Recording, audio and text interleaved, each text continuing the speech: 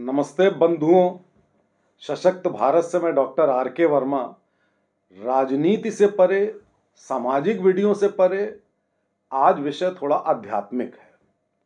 आध्यात्मिक कह लीजिए या जो अंतर ज्ञान है अपने अंदर, उसकी जो अभिव्यक्ति है उसको करना आप कह सकते हैं।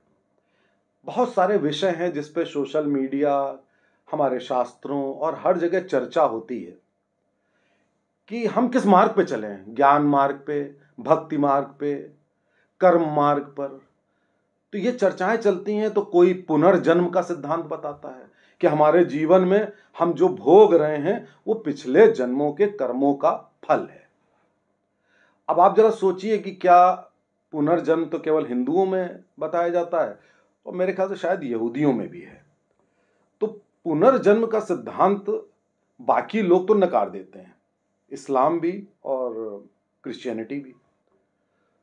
तो प्रश्न ये उठता है कि अगर हम कोई व्यक्ति हिंदू से मुसलमान बन गया या क्रिश्चियन बन गया तो वो पुनर्जन्म का सिद्धांत क्या तुरंत खत्म हो जाता है? कोई डिपार्टमेंट बना हुआ है कि आपका ट्रांसफर इधर से उधर हो गया तो वो चीज आप पे लागू नहीं होती है? तो पुनर्जन्म का सिद्धांत मानते हुए भी कहीं ना कहीं एक शंका रहती है कि पिछले जन्म में कुछ किया, उसका फल इस जन्म में अब याद भी नहीं है कि क्या किया था। तो उसके बाद पिछले जन्म के जो कर्म है वो संचित कर्म के रूप में इस जन्म में आ जाते हैं, और इस जन्म में फिर वहां से पारी शुरू होती है। तो ये बात बहुत ज्यादा कन्विंसिंग नहीं लगती। अगर आप किसी आम व्यक्ति को, साधारण व्यक्ति को समझाओगे तो बहुत आम नहीं लगती। अब फिर उसके बाद ये होता है, व्यक्ति को हमेशा अपना भविष्य, अपनी सफलता जानने की उत्सुकता रहती है। तो उसके बाद व्यक्ति कहता है यार ज्योतिष क्या होती है? तो अब सवाल इस बात का उठता है कि क्या ये जो इतने ग्रह हैं, क्या वास्तव में ये हमारे ऊपर असर डालते हैं? क्या वास्तव में ये ग्रह ही हमको कंपेल करते हैं कि हम ये कार्य करें तो जिससे सफलता मिलेगी, या हम आलस करके बैठ जाएं तो हम सफल नहीं होंगे? क्या ये ग्रह हमको जबरदस्ती कराते हैं? तो ये जो एस्ट्रोलॉजी है ये भी हिंदू ही शास्त्र में है, कुछ चाइनीज वाइनीज में है, एक आधा किसी और में है, और किसी में तो है नहीं। तो अब सब प्रश्न इस बात का उठता है कि ऊपर ग्रह तो नीचे सारे लोगों को देख रहे हैं, चाहे वो हिंदू हो, मुसलमान हो, क्रिश्चियन हो, सबको देख रहे हैं। तो कैसे किसको असर करते हैं, कैसे उसका जीवन प्रभावित करते हैं, तो ये बहुत कन्विंसिंग नहीं लगता है, और थोड़ा सा इस पर शक भी होता है। अब तीसरी बात आती है कर्म के सिद्धांत की। तो कर्म का सिद्धांत यह है कि जैसे कर्म करोगे वैसा वैसा तुम्हें फल मिलता जाएगा। चाहे तुम्हें सफलता मिलनी हो, चाहे तुम्हें दूसरों से कुछ मिलना हो, वो तुम्हारे अपने कर्म पर आधारित होता है। ये बात थोड़ी सी कन्विंसिंग लगती है। अब वो दोनों बातें भी बहुत सारे गुरु बताया करते हैं, ये बात भी बताया करते हैं। तो अब प्रश्न उठता है, मैं ये आपको क्या बताना चाहता हूं? मैं आपको यह बताना चाहता हूं कि कर्म मार्ग में कोई शंका नहीं है, बाकी मार्ग में शंका है। अब कर्म के बाद आता है भक्ति मार्ग। अब प्रश्न उठता है, क्या भगवान हमारे जीवन को गाइड करते हैं? तो भगवान तो हैं, सब जगह दिव्य शक्तियां हैं, साकार ब्रह्म हर जगह है। तो क्या ऐसा तो नहीं है कि वो जो साकार ब्रह्म है वो हमारे कर्मों को देख करके हमें फल देता है? ये बात बड़ी कन्विंसिंग लगती है।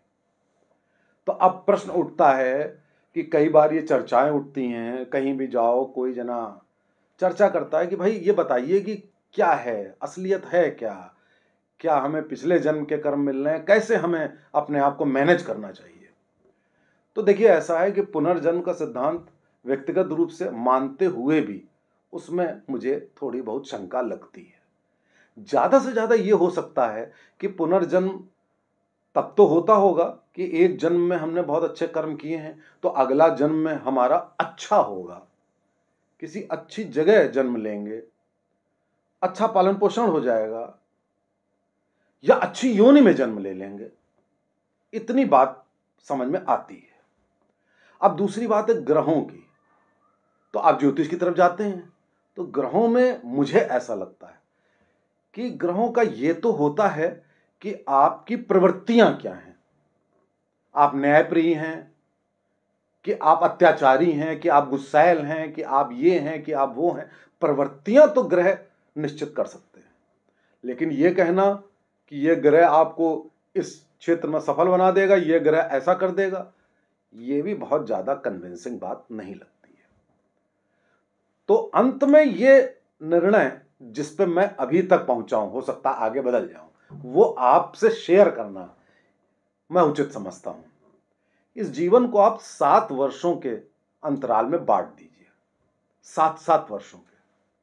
आपने कभी सोचा कि भगवान राम को 14 वर्ष का वनवास क्यों मिला? ज्यादातर आपको कोर्ट में जो सजाएं होती हैं 7 वर्ष, 14 वर्ष, 28 वर्ष, ऐसे क्यों होता है?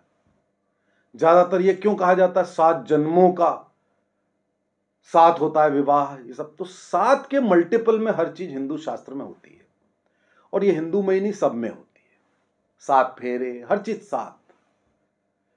तो जीवन में 7-7 साल का अगर आप अंतराल में डिवाइड करिए, तो जब आप 14 के हो जाते हैं, 14 साल तक आप नाबालिग हैं, 14-15 तक रफली, तब तक आपका पालन पोषण, आपका पिछला जन्म, आपके माता पिता के कर्म, आपका वातावरण, ये सब आपको प्रभावित करता है।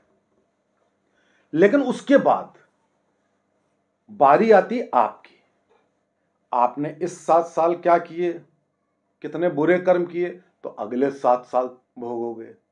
फिर अगले 7 साल क्या किया, तो उसके अगले 7 साल भोगोगे।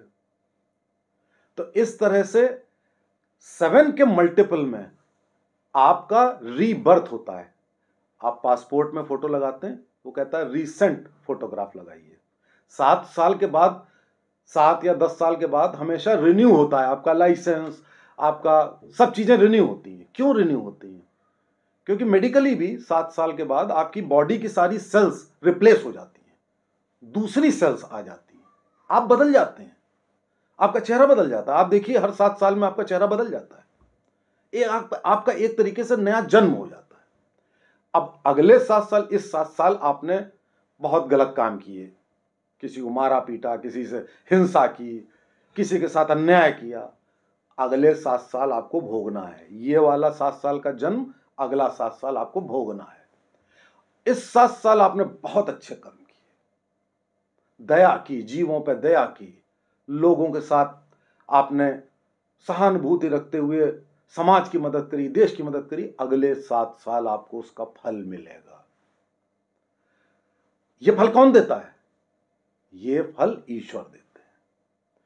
अब इसमें भक्ति जोड़ लो कर्म के साथ। कर्म जब कोई ईश्वर ये नहीं कहते हैं कि मेरी भक्ति करो और कर्म तुम्हारे खराब हो। लाख आप ईश्वर की भक्ति करिए। ईश्वर के द्वार पे आप तभी जा सकते हैं जब आपका दिल साफ हो। आप भ्रष्टाचार करके, हत्या हिंसा करके आप मंदिर में जाएं तो कुछ नहीं होता। तो ये कह देना कि ईश्वर मेरी मदद करे, कभी नहीं।